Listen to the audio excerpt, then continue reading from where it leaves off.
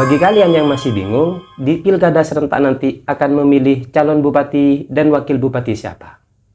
Oke, dalam kesempatan kali ini kita akan berdiskusi, bincang santai seputar dunia politik. Sebentar lagi, tanggal 27 November tahun 2024, kita akan melaksanakan pesta demokrasi besar, yaitu pelaksanaan pemilihan pilkada serentak tahun 2024, bupati dan wakil bupati, wali kota dan wakil wali kota, serta gubernur dan wakil gubernur. Terutama bagi kalian yang berdomisili di Kabupaten Probolinggo, bagaimana kita memilih pemimpin untuk menjadi pemimpin kita 5 tahun ke depan agar Probolinggo berubah menjadi lebih baik, agar Probolinggo keluar dari kemiskinan, agar Probolinggo lebih baik ke depan 5 tahun ke depan. Oke, dalam kesempatan kali ini saya akan memberikan 3 tips bagaimana kita memilih calon pemimpin untuk Probolinggo 5 tahun ke depan. Yang pertama adalah, lihatlah rekam jejak atau track record para calon bupati dan wakil bupati tahun 2024 di Kabupaten Probolinggo ini. Nomor urut 1 itu ada Zulmi dan Rashid. Nomor urut 2 itu ada Gus Haris dan Lora Fahmi. Kita lihat dulu rekam jejak kedua calon pemimpin ini. Zulmi rekam jejaknya seperti apa sebelum mencalonkan diri sebagai bupati. Rashid sebelum mencalonkan diri sebagai bupati, rekam jejaknya seperti apa? Kegiatannya seperti apa? Aktivitasnya seperti apa? Kegiatannya seperti apa? Kita harus melihat. Karena kenapa? Rekam jejak ini akan berpengaruh ketika dia menjadi pemimpin.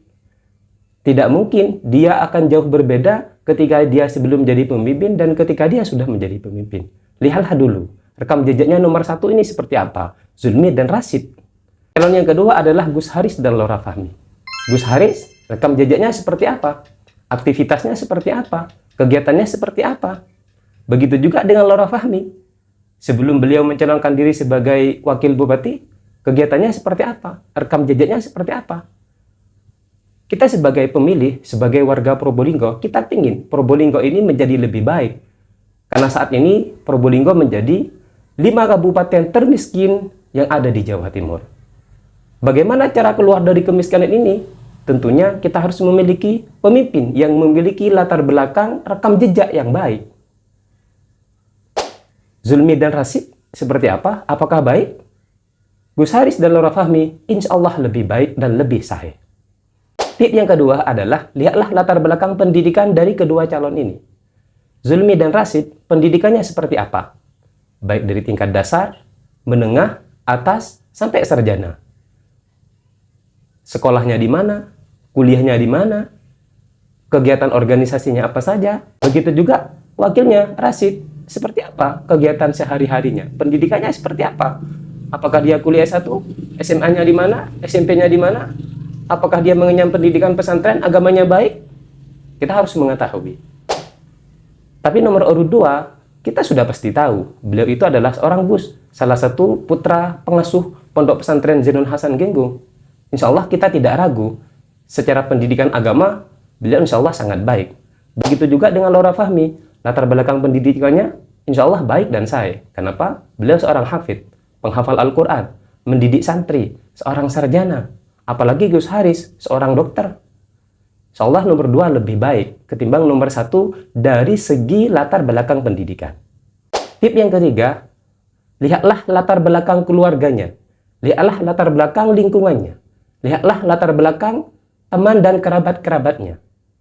Yang pertama, ada Zulmi dan Bapak Rashid. Bagaimana keluarganya Zulmi? Bagaimana keluarganya Rashid? Karena keluarga ini tidak intervensi ketika dia menjabat, ketika menjadi seorang pemimpin. Keluarga ini mesti akan intervensi, ikut-ikut, campur tangan. Juga mempengaruhi, juga ngurusin ketika misalnya dia menjadi pemimpin. Kita tahu Zulmi itu adalah putranya Bapak Hasan Aminuddin yang sekarang lagi ditangkap oleh KPK. KPK menangkap orang yang baik, KPK itu tugasnya menangkap orang korupsi. Sekarang anaknya mau nyalon.